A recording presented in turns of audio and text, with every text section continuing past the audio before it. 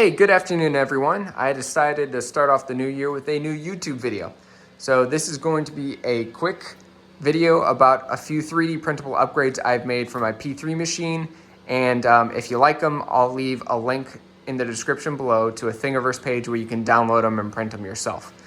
So let's get on to it. So the first 3D printable upgrades are familiar if you've seen my other P3 video. They're these walls. So these walls fit on the metal ball guides that transition from the modular playfield onto the main LCD playfield. And they just have a slot on them and they just slide on top just like that. And what these do is they prevent a ball from jumping over this metal ball guide and getting stuck in this void between the ball guide and the side of the pinball machine.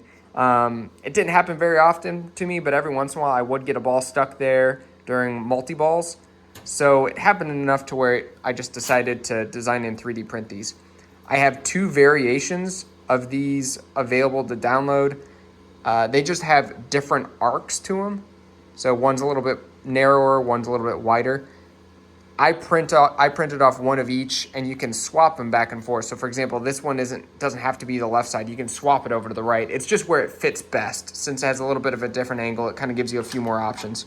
And whenever you do put them on, my suggestion is to make sure that it fits loosely onto the metal ball guide. Nothing tight. You don't want to actually bend the metal with the 3D print. That's not the purpose of it. It should just sit up there loosely but firmly. You know, there should be a little bit of wiggle to it. And yeah, since I printed these, I've had no more balls get stuck in this void here. So pretty useful. The next 3D printable upgrade is this bad boy. So what I was having an issue with is the USB cable that plugs into the playfield was actually slightly bent due to strain from all of the other cables associated with the modular playfield. And due to that strain, not all of the pins of the USB cable were mating with the thumb drive built into the modular playfield, and that was causing my P3 to not be able to recognize what playfield was actually in my game, and it was driving me nuts. Multimorphic suggested that I zip tie all of these wires together in a specific way to provide more strain relief on all of the cables and leave less strain on the USB cable, which I did, but I was still having some issues.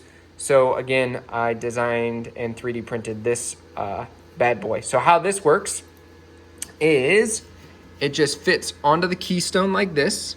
And as you can see here, before we get too deep into this, I have sanded one side of it. So you're gonna have to either sand it or do whatever you need to do to make this fit. But this fits directly on top of the keystone. And then the side of it actually sits between the edge of the keystone and this little clip that keeps it into the metal support bracket on the back of the playfield. And then whenever you put it on, let's see here, trying to do this one-handed. So whenever you put it on, it's pretty dang sturdy as long as you get the tolerances right. And that allows you, and I'm not gonna do this since the P3's on, but it allows you to plug in the USB cable, and then when the USB cable is plugged in, it gives it a lot of support and it keeps the USB cable vertically instead of letting it get slopped all over to the sides. So yeah, those are the 3D printable upgrades I've made to the P3, and I figured I'd just share them with you guys. So again, if you want the STL files for these, they will be on my Thingiverse page, which the link will be in the description below. Thank you very much for watching. Have a great day.